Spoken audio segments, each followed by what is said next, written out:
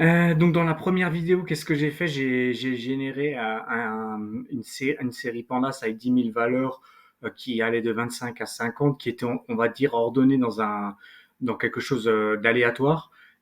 J'ai appliqué des valeurs manquantes sur 50 lignes et ensuite, comme il y avait que 50 lignes en 50 éléments manquants sur 10 000, et ben je les ai remplacés par la tendance centrale, c'est-à-dire la médiane. Là maintenant, je vais vous montrer une autre méthode sur un dataset légèrement différent. Alors en quoi il va être différent? Je vais garder ça, donc je vais de nouveau générer des valeurs entre 25 et 50, toujours 10 000.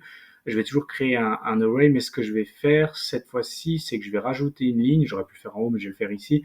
Et je vais lui appliquer un sort value. Ça veut dire qu'en fait, je vais trier les valeurs. Donc, il me les trie de la plus petite à la plus grande, donc il va y avoir beaucoup de fois où 25 et 50 apparaissent, hein, puisqu'il peut avoir des doublons, puisque je lui ai jamais dit de ne pas créer de doublons, mais en gros, là, j'ai trié.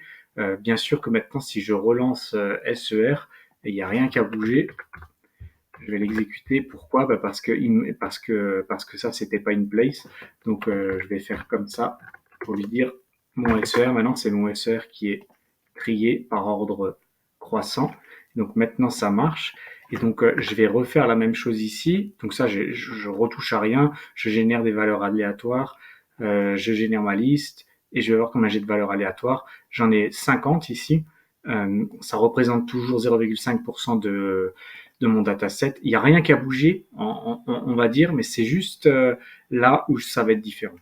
C'est juste le remplissage ici. Je vais vous montrer une nouvelle option. Alors, j'aurais pu remplacer les valeurs par la médiane, comme j'ai fait avant.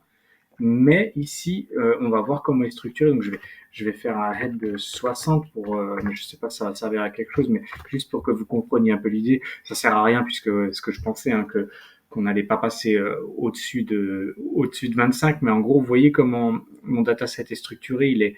Il est structuré de 25 et ensuite on va avoir 26 et ensuite 27 et ensuite et ainsi de suite. Ici et là, donc à 50 endroits, on va avoir des valeurs manquantes. Et là, on va s'imaginer que c'était pas un dataset, on va dire, fait artificiellement, mais qui avait une sorte de logique dans l'ordre de notre data frame. Donc, on va s'imaginer que c'est une colonne de data frame que j'ai isolée et les valeurs commencent à 25 et vont jusqu'à 50. C'est un ordre logique, on va dire. Le data frame est comme ça, on va pas changer l'ordre.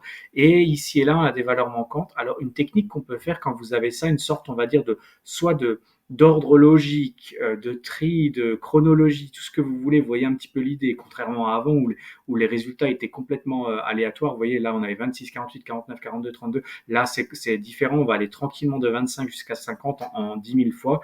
Et c'est juste à 50 endroits, on va avoir des valeurs manquantes. Et ben, il y a toujours avec FillNA, il y a des méthodes qui existent déjà. Le paramètre s'appelle méthode et on peut lui appliquer deux choses. On peut lui appliquer un F-fill comme forward fill ou un B-fill comme backward fill. C'est exactement la même chose à un détail près, c'est qu'il y en a un qui va aller prendre la valeur juste avant et il va aller l'utiliser pour faire prendre pour écraser la valeur manquante et l'autre il va prendre la valeur de devant et il va aller prendre notre NaN. En gros, qu'est-ce que ça veut dire? Imaginons que ici j'ai un NaN. Et ben, si vous appelez une des méthodes, ce qu'elle va faire, c'est qu'elle va prendre ce chiffre-là, donc le 25, et elle va le mettre ici. Et si vous appelez l'autre méthode, qu'est-ce qu'elle va faire? Elle va prendre le chiffre qui est ici et elle va le mettre ici. Vous voyez un peu l'idée, donc dans l'ordre, soit backward, vous prenez vers l'arrière, soit forward, vous prenez vers l'avant. Souvent, ça n'a pas trop on va dire, d'importance, mais voilà, si vous avez peu de valeurs manquantes et si en plus elles sont au milieu de votre dataset, ça va pas avoir énormément d'importance. Donc là, dans ce cas-là, pour moi, je vais rester sur backward fill, mais comme ça, vous savez d'où ça vient le B. B backward pour dire vers l'arrière et F forward pour dire vers l'avant.